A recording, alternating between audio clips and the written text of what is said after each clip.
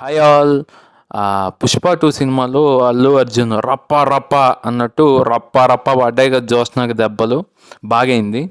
So మొత్తం వాదనలు ప్రతివాదనతోనే నడిచిపోయింది వాళ్ళ ఎపిసోడ్ అంతా.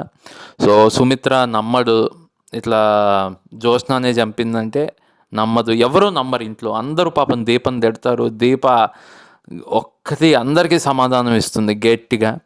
సో తర్వాత ఇంకా మొత్తం ఆర్గ్యుమెంట్ అయిపోయిన తర్వాత ఇంకా శివన్నారాయణ కేసు పెడతా అంటాడు దీప మీద రివర్స్. సో దీప కూడా కేసు పెడతా అంటుంది. సో అలా వాదించుకొని వెళ్ళిపోతుంది దీప. ఈ లోపల జ్యోత్స్న వాళ్ళ నాన్న, టు బి వెరీ ప్రిసైజ్, ఆ ఎక్స్ప్రెషన్ కింగ్. సో ఆయన వచ్చి చేతులు పట్టుకొని క్షమించమ్మా మా కూతురు తరపున అని చెప్తే కొంచెం కామ్ అవుతుంది దీప. కానీ ఫైర్ మీద అందరిని వేసుకుంటుంది ఇంట్లో ఎవరినుంటే వాళ్ళని. పాపం ఒక దెబ్బ కూడా పడుతుంది దీపక్ కూడా, ఆమె సుమిత్ర నుంచి అని పడుతుంది.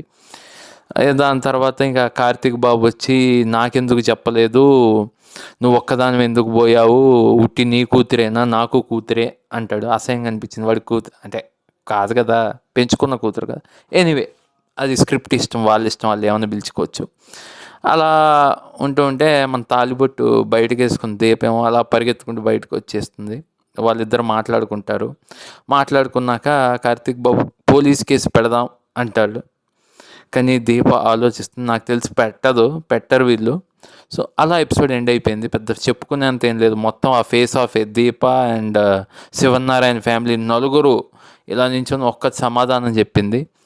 సో అలా కంక్లూడ్ అయ్యింది episode. For more videos please subscribe my channel. చాలామంది చూస్తున్నారు కానీ సబ్స్క్రైబ్ చేసుకోవట్లేదు. లైక్ చేయండి, అలానే సబ్స్క్రైబ్ చేయండి. Bye everyone.